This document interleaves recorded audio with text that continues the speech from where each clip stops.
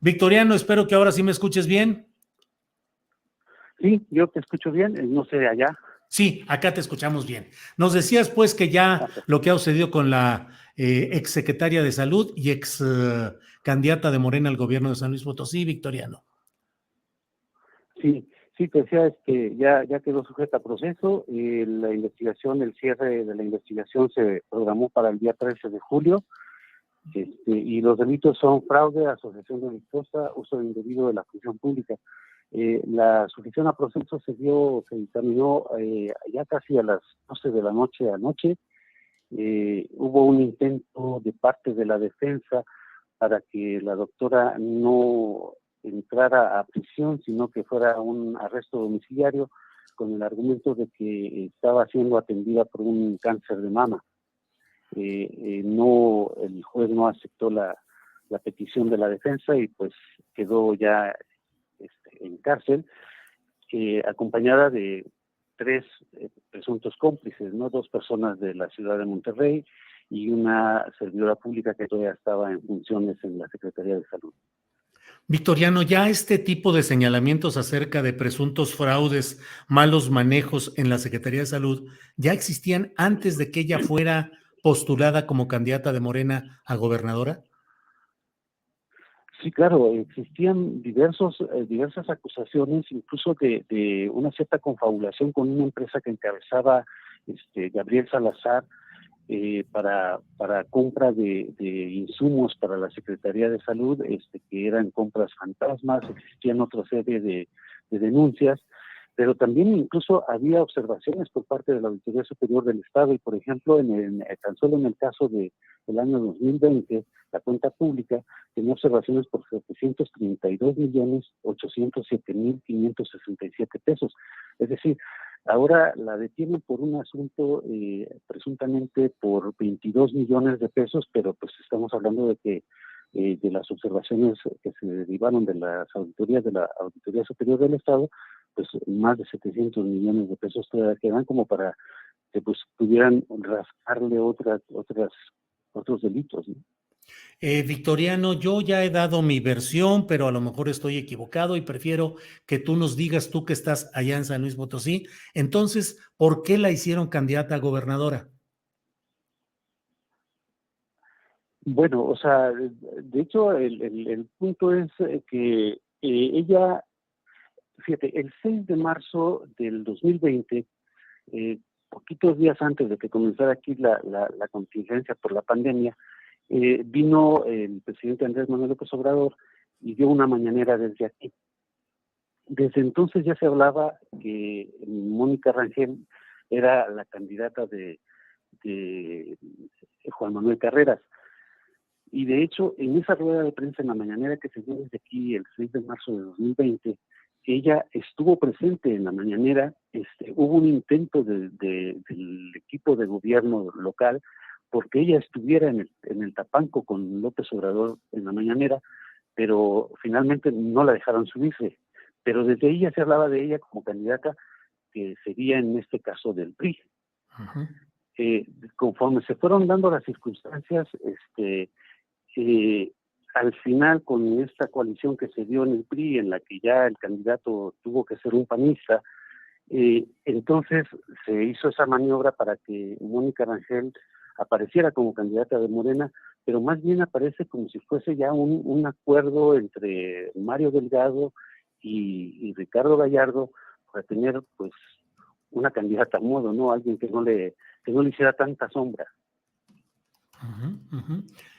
Todo esto dentro de todo el batidillo político que se dio en San Luis Potosí, y bueno, pareciera que a esta exsecretaria de Salud del gobierno priista, hecha a la carrera, habilitada como candidata de Morena, pues formó parte también de desanimar, de dividir el voto y el ánimo de los morenistas y facilitar la llegada de Ricardo Gallardo Cardona a nombre del Verde, que parecería que era el candidato real impulsado por Mario Delgado por sí mismo o por instrucciones superiores. ¿Qué opinas de ello, Victoriano?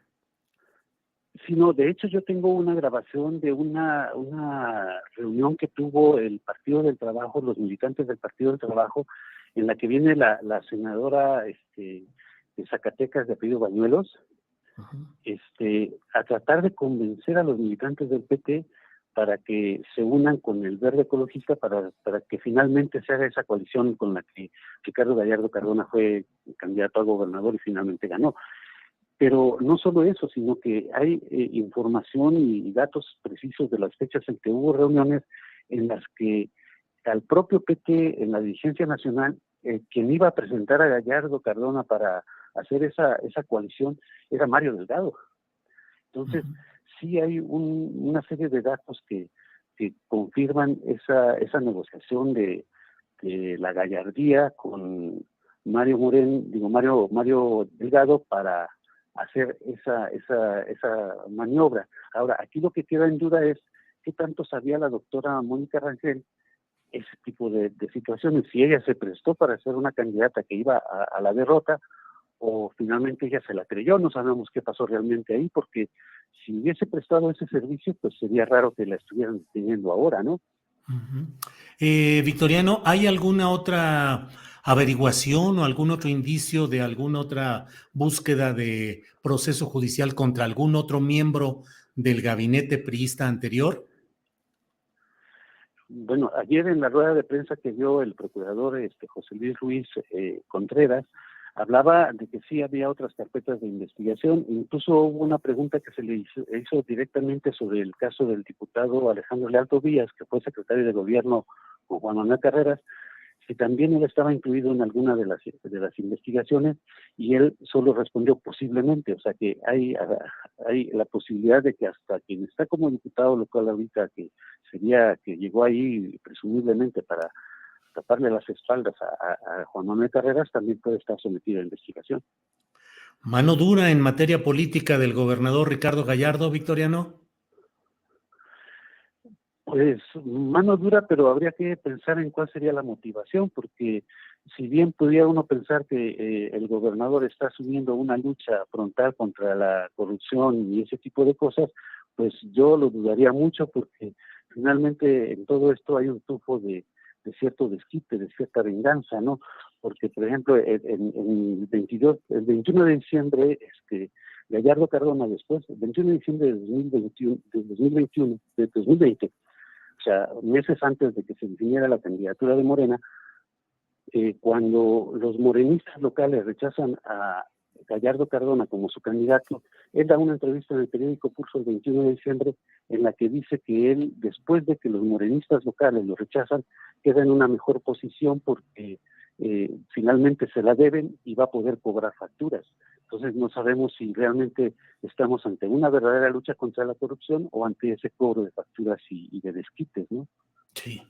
Victoriano, pues como siempre, muchas gracias por la amabilidad de tomar esta llamada accidentada por asuntos tecnológicos, pero muy sustanciosa en cuanto a la información y el enfoque. Así es que, como siempre, Victoriano, a reserva de lo que desees agregar, te agradezco esta posibilidad. No, muchas gracias a ti, Julio, y pues aquí estamos para lo que se ofrezca. Muy bien, gracias, Victoriano Martínez, periodista de Astrolabio. Gracias, Victoriano.